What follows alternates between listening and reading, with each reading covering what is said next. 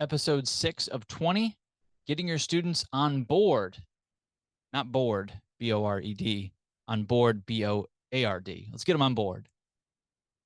Here's what it could look like. Okay, class, today we're going to hear from an expert in the field of DNA. In order to learn more about the Punnett square so that we can help parents who just found out their child has a genetic disease, are there any questions before we start this awesome, amazing, life-changing PBL unit?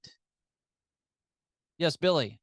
What is your thought-provoking, empowered yet curious question, my young learner? Uh, can I go to the bathroom? Teacher sighs as all of the passion and enthusiasm leaves her body. This could happen when you first start, but don't lose heart. Every passive student can become an empowered learner if we remember these 3 warnings. The first warning is around agency. Just because you are shifting doesn't mean that your kids are suddenly ready and they've made a shift already. They've been conditioned, if they're in a traditional school environment, to learn in a compliant receiving environment, could be most of their lives, right? So what do we do about that? Well, let's stay right here in this idea that, number one, it's not all the child's fault, right? When you say, again, let's use Billy. We'll pick on Billy, who was one of my learners in 8th grade, by the way. Love you, Billy. You've been given an assignment. Kid's been working for 15 minutes, and you look over and Billy hasn't done a thing. I think, man, Billy's not doing his work again. Hey, Billy, what you need, man? How can I help you? I don't I don't have a pencil, Mr. Stoyer. I need a pencil. So just to clarify, Billy, you probably wouldn't say this. It's too sarcastic. You've been sitting there for 15 minutes while everyone is working and you don't have a pencil, so you haven't done anything. You probably said that in your head, but really you're just going to go get Billy a pencil. Why didn't he go get a pencil, right? That's what you're thinking. Like, why didn't he get up and solve that problem himself? But you've got to understand that he's been told to sit in a row, and then we say, good job. And then he takes the highlighted word and puts it on a worksheet, and we say, good job. And he's been trained to be passive, to take those highlighted words and put them in the right place on a test, and he gets points, and we say, yes, good job. So we've been training him to be passive and to be compliant. So even that high flying, honor student that gets all the points and knows how the game of school works, you ask them the week after the test and you say, how do these atoms interact? And they say, well, what's an atom? What's a neutron? I don't even know what you're talking about.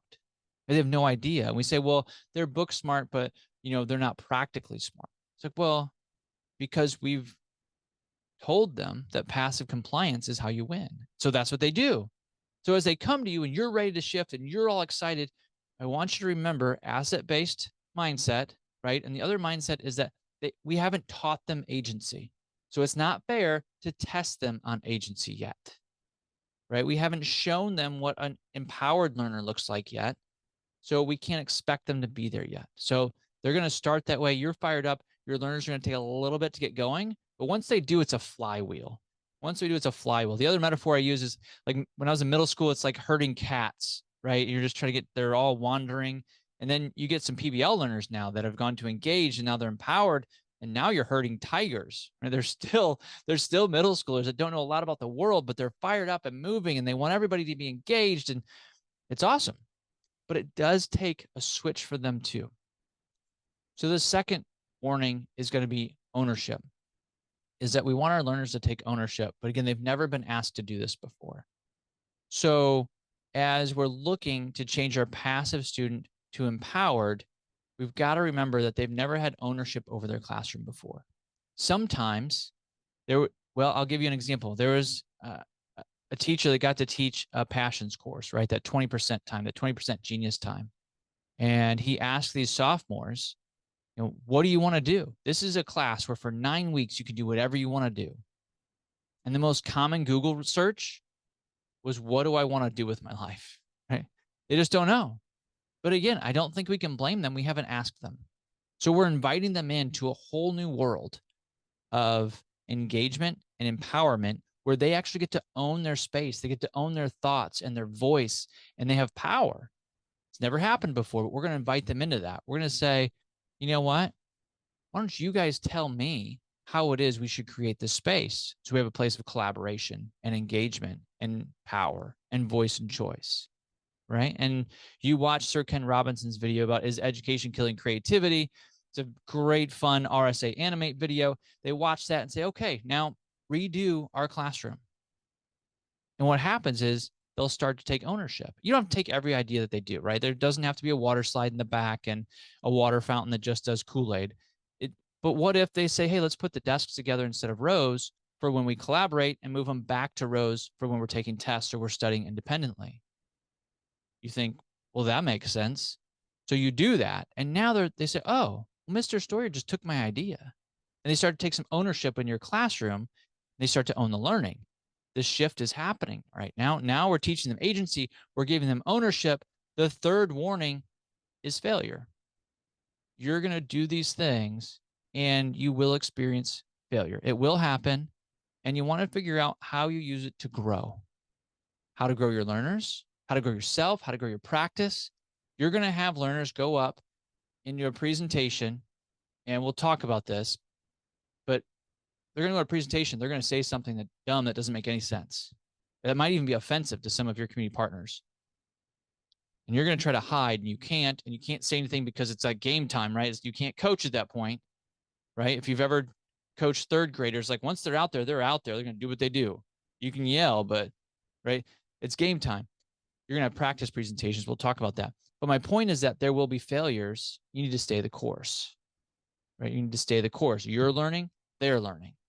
You're going to teach them agency. You're going to teach them how to have effort and appreciate effort. You're going to teach them ownership. They're going to start to take ownership over their learning environment, their own learning, maybe even their appearance for some of your learners, right? They're going to take ownership over the pathway in front of them. They're going to start looking at the next step and start to own that. But it's going to take time, and they're going to fail.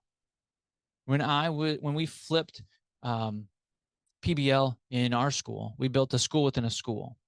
So out of those 1,000 kids that were in the middle school, we took 25% of them, 7th and 8th grade, gave them project-based learning from day 1 to day 184 in their 4 core classes, right? And with that, in a failing school, we would have been a B on standardized tests. We were 1.5% higher in attendance, which is a big deal, by the way. With 25% of the kids, we only had 8% of the discipline, which means that kids were showing up and generally doing what they're supposed to be doing. They went from apathetic, like I had kids that would just get 20%, right? Like a lot of kids would just get 20% for the entire 9 weeks. And suddenly the first 3 PBL units, everybody turned in everything for their final projects.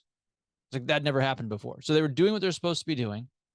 They were coming to school and they were doing a great job. We still had 8% of the discipline, right? They were still kids. There were still those conversations of, but you've been doing so great. Like, why would you make that decision? Tell me what happened. What you'll find actually is they're better talking about it, right? So are they going to make some bad decisions? Are there going to be failures? Yes, but now we're giving them language of agency and ownership to be able to work through those with you, and you'll do the same thing. So you're going to get your students on board. They're going to be less bored, but have a couple warnings, right? It's not going to be perfect. They'll get there.